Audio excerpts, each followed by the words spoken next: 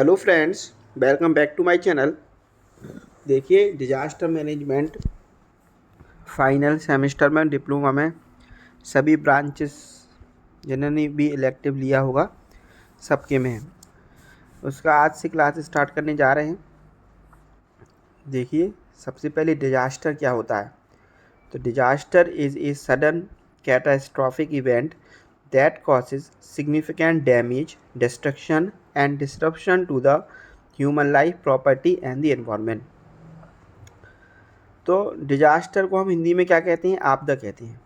ये क्या होता है? एक अचानक घटने वाली एक ऐसी विनाशकारी घटना, कैटास्ट्रॉफिक को हिंदी में हम क्या बोलते हैं? विनाशकारी। तो डिजास्टर क्या होता है? एक अचानक से घटने वाली ऐसी घटना होती है जो कि ह्यूमन लॉस मतलब मानव जीवन, संपत्ति, प्रॉपर्टी और पर्यावरण को क्या करती है? भारी नुकसान पहुंचाती है तथा विनाशकारी होती है और अव्यवस्था भी पहुंचाती है। तो इसको याद रखना है कि आपदा एक अचानक घटने वाली विनाशकारी घटना होती है जो मानव जीवन, संपत्ति और पर्यावरण को क्या करता है? भारी नुकसान, विनाश और अव्यवस्था पहुँचाता है। वो कहलाता है कि हमारा डिजास्टर। एक अचानक से घटने वाली घटना होती है ये डिजास्टर। उसके बाद देखिए टाइप्स ऑफ डिजास्टर में क्या होता है कि डिजास्टर नेचुरल भी हो सकते हैं, जैसे कि अर्थक्वेक, भूकंप आना, बाढ़ आना, साइक्लोन्स आना, और कुछ ह्यूमन मेड भी हो सकते हैं, जैसे कोई इंडस्ट्रियल एक्सीडेंट हो जाना, कोई वार हो जाना।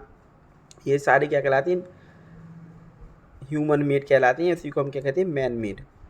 तो आपदाएं प्राकृतिक हो सकती हैं, जैसे कि भूकंप और बाढ़, या मानव जनित भी हो सकती हैं, जैसे कि कोई औद्योगिक घटना हो जाए, दुर्घटना या युद्ध हो जाए। तो ये सारी क्या कैसी होती है? हमारी मैन मेड होती हैं। उसके बाद कुछ टर्म्स हैं डिजास्टर मैनेजमेंट में जो आपको याद रखनी है। इनका फुल एक्सप्लेनेशन भी है आगे की जो टॉपिक्स हैं उसमें। सबसे पहले होता है हजार्ड। तो हजार्ड क्या कहलाता है? उसको हम हिंदी में क्या कहते हैं? एक जोखिम। ये क्या कहलाता है? एक पोटेंशियल थ्रेट और event that can cause harm. एक ऐसा थ्रेट या एक ऐसा खतरा जो कि क्या कर सकता है? हार्म पहुंचा सकता है। मतलब एक छोटा सा खतरा जो आगे एक बड़ा सा हार्म पहुंचा सकता है, एक बड़ी सी घटना में चेंज हो सकता है, जो आपदा में चेंज हो सकता है। उसको हम क्या कहते हैं? हजार्ड कहते हैं। जैसे अगर एक छोटा सा पहले अर्थक्वेक आए, ठीक है, उसके बाद उसके पहले एक छोटा अर्थक्वेक आता है, फिर उसके बाद जैसे कोई एक बड़ा अर्थक्वेक आए जो कि क्या करे? डैमेज करे, है ना, ह्यूमन लॉस करे, प्रॉपर्टी का डैमेज करे। तो ये छोटा वाला जो अर्थक्वेक आएगा उसको हम क्या कहेंगे? हजार्ड कहेंगे। या फिर कोई बिल्डिंग है, वहाँ पे कोई क्रैक है, वो क्रैक ऐसा है कि आगे गिर सकती है बिल्डिंग, और कहीं वो बिल्डिंग गिर जाए, उससे जान माल की हानि हो जाए, तो उसको हम क्या कहेंगे? हजार्ड कहेंगे, जोखिम कहते हैं। उसके बाद हमारा नेक्स्ट है कि वल्नरेबिलिटी क्या कहलाती है? इसको हिंदी में हम क्या कहते हैं? संवेदनशीलता कहते हैं। ऐसे को हम क्या कहते हैं? कमजोरी कहते हैं। इसकी डेफिनेशन इस प्रकार है कि the degree to which a community और system is susceptible to the harm due to factor like poor infrastructure, poverty और लैक ऑफ प्रिपेयरनेस। कमजोरी मतलब क्या होता है? यह वह स्तर होता है जब कोई समुदाय या प्रणाली किसी नुकसान के प्रति संवेदनशील होती है। और कोई यदि ऐसे हमने कोई कमज़ोर बिल्डिंग बना दी, कमज़ोर बिल्डिंग है हमारी, है ना, नीचे से हमने सही से सपोर्ट नहीं दिया, छोटा सा भी भूकंप आएगा तो वो क्या होगा? उससे तुरंत गिर जाएगा। या फिर हमने पुल ऐसा कमज़ोर बनाया कि उसमें से थोड़े साल बाद ही वो गिर जाए।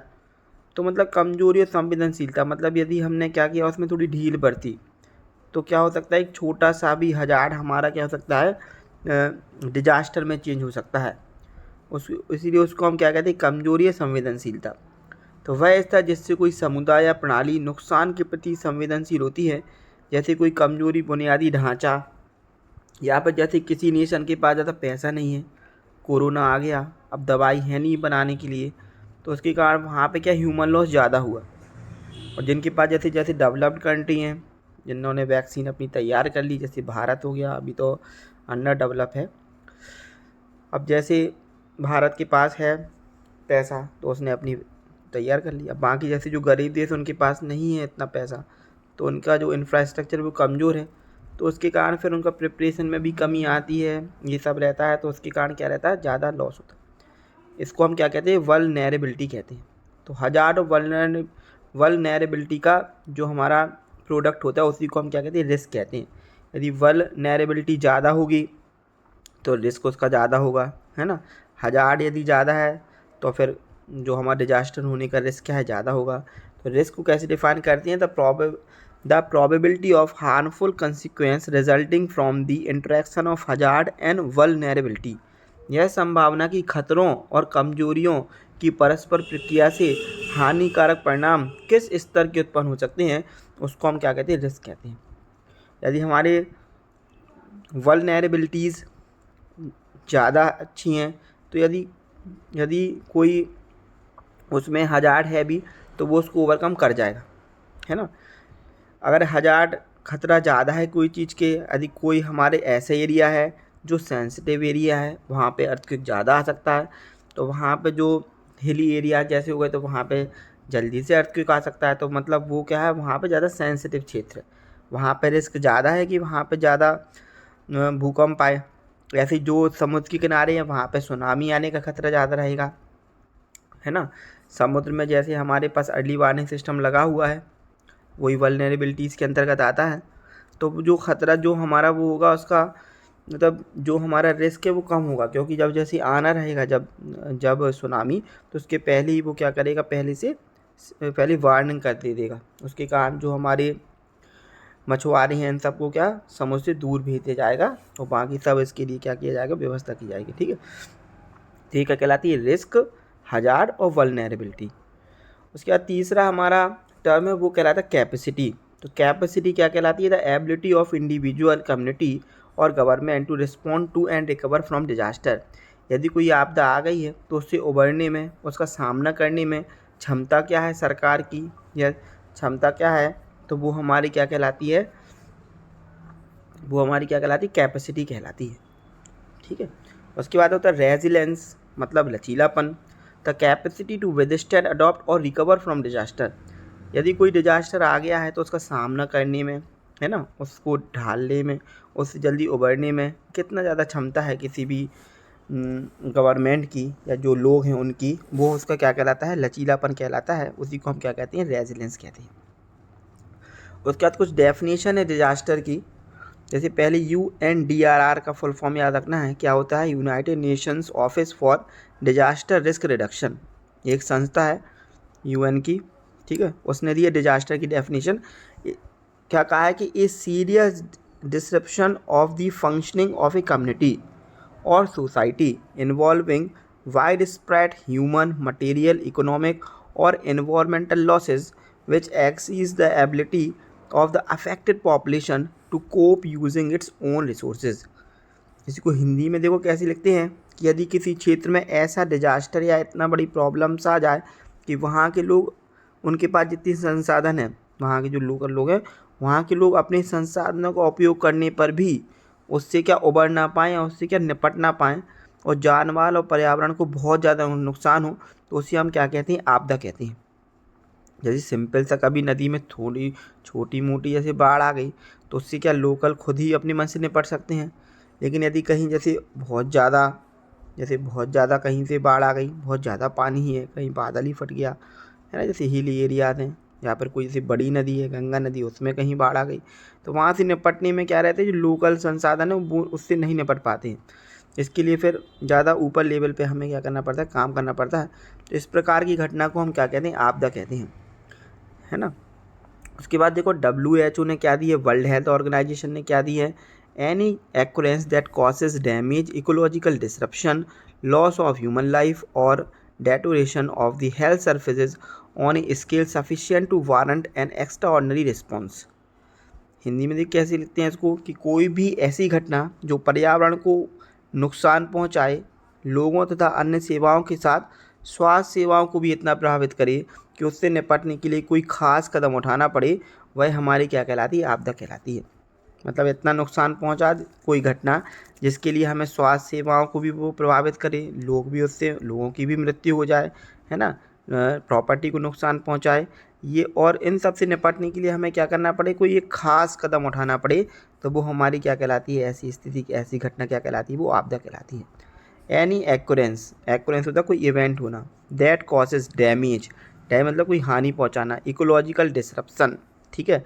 साथ में लॉस ऑफ ह्यूमन लाइफ और डेटोरेशन ऑफ हेल्थ सर्विसेज, इन सब को जैसे एक सफिशेंट स्केल पे यदि इफेक्ट कर रहा है और इसको निपटने के लिए एक हमें एक्स्ट्राऑर्डिनरी रिस्पॉन्स की ज़रूरत पड़ेगी, एक रिस्पॉन्स टीम बनानी पड़ेगी, तो उसको हम क्या कहते हैं, आपदा कहते हैं, ठीक है। जैसी डेफिनेशन लिखिए वैसी की वैसी ही याद करना है इसमें, UNDRR की और इसकी WHO की, ठीक है। उसके बाद टाइप ऑफ डिजास्टर, जैसे अभी हमने पढ़ा कि नेचुरल डिजास्टर के ऐसे होते हैं जो प्राकृतिक रूप से होते हैं, जैसे अर्थक्वेक, भूकंप हो गया, है ना, फ्लड, बाढ़ हो गई, है ना, तूफान हो गया, सुनामी, भूस्खलन, ये सारे क्या कहलाते हैं, नेचुरल डिजास्टर होती है, प्राकृतिक रूप से होती हैं। दूसरे कुछ होते हैं मैन मेड डिजास्टर, जो कि ह्यूमन मेड भी हम लोग कहते हैं, है ना, जो मानव जनित आपदाएं होती हैं।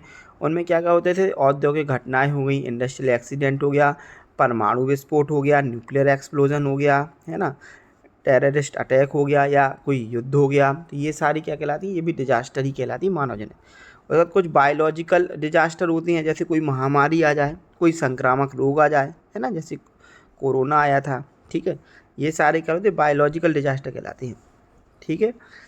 उसके बाद जैसे पैंडेमिक जोन होता है, पैंडेमिक रहता है अपना नेशनल लेवल पे, है ना, एपिडेमिक्स होता है नेशनल लेवल पे, पैंडेमिक होता है इंटरनेशनल लेवल पे, ठीक है, उल्टा होता है। उसके बाद कॉम्प्लेक्स डिजास्टर क्या होता है, कॉम्बिनेशन ऑफ मल्टीपल डिजास्टर सच है, जैसे वॉर हो गई तो वहाँ पे फूड की कमी हो गई तो भुखमरी होगी, डिजीज़ हो गई एकदम से सभी को तो डिजीज़ होगी, ठीक है। तो एक साथ में अगर बहुत ज़्यादा डिजास्टर साथ में हो जाए उसको हम क्या कहते हैं, कॉम्प्लेक्स डिजास्टर कहते हैं, उसी को हिंदी में हम क्या कहते हैं, जटिल आपदाएँ कहते हैं। तो कई आपदाओं का मिश्रण, जैसे युद्ध के कारण भोजन की कमी, बीमारियों का फैलना, है ना, कोई बाढ़ आती है, बाढ़ के बाद तुरंत बीमारी फैलती है, यदि वो ज़्यादा मात्रा में फैल जाए तो वो उसको भी हम क्या कहते हैं, आपदा कहते हैं, ठीक है। तो आज के लिए वीडियो में डिजास्टर का थोड़ा, डिजास्टर मैनेजमेंट उसका थोड़ी इंट्रोडक्शन पढ़ाया गया है। इसके अलावा यदि आपको कोई वीडियो और चाहिए तो आप कमेंट कर दीजिए, है ना, वीडियो अपलोड कर दिया जाएगा। बाकी टाइम मिलेगा तो वीडियो सारी डाली जाएंगी, है ना। वीडियो देखने के लिए बहुत बहुत धन्यवाद।